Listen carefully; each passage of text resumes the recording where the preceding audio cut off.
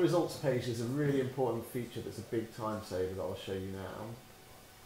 If you scroll down beneath the list of children, you get this option, the red button here, which says copy results from previous assessment. This is a massive time saver because you don't have to go in and enter all the information from scratch again. So for my nursery cohort, I'm currently looking at the 2017-18 Autumn 1 assessment. If I flick over to Autumn 2,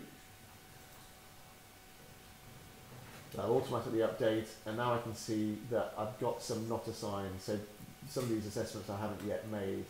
However, because I have made my Autumn 1 assessments, I can copy those forward to Autumn 2, which I do so by clicking on this button here.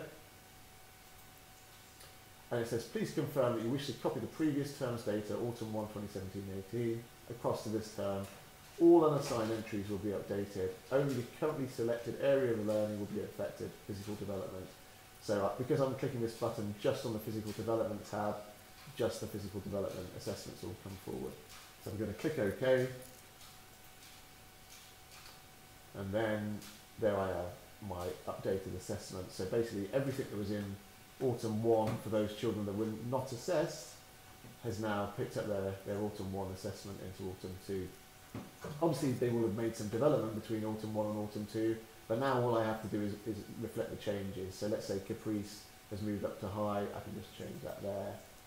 And let's say Amir has also moved up to high. So I'm just now making the changes, and that's a big time saver rather than doing everything from scratch.